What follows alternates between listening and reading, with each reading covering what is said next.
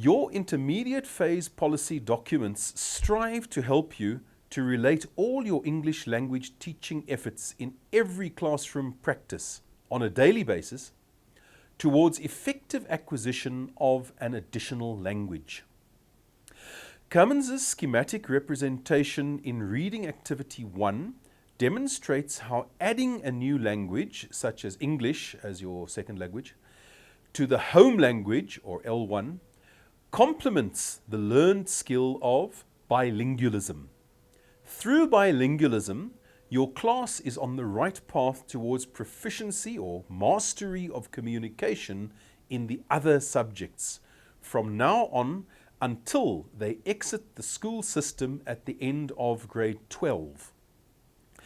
In the world of work or tertiary study, the benefits of additive bilingualism will still prevail based on the positive impact you applied in your classroom practices.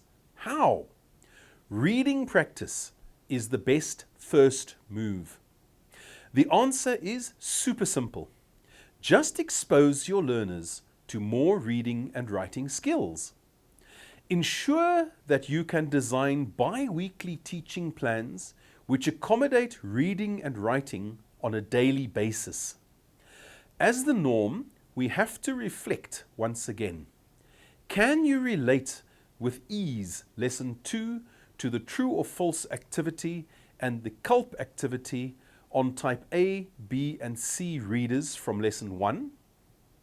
Reading Activity 2 describes 3 steps towards the acquisition of English from grade 4 onwards. Naturally, in the home language situations, parents, siblings and friends interact with your intermediate phase learner through speech and listening. The likelihood of reading and writing for social purposes is likely to be minimal or non-existent at home. How you absorb these 3 steps mentally as an ACT online student is entirely up to you. Nevertheless, you will have to appreciate that all the steps sing the same chorus of reading and writing.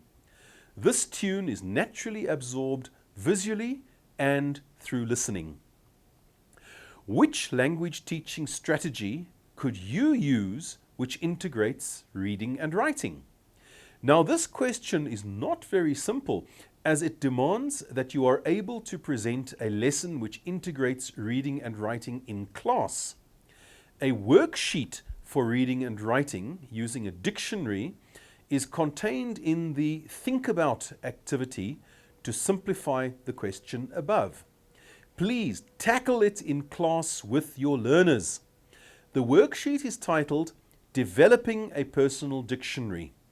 It is rich with focus on reading and writing. You will love it. So, you will have to include listening and talking on the same level as reading and writing to improve additional language proficiency. This simple process of uniting similar features from the first language with those in the second language is called the Common Underlying Proficiency by Cummins.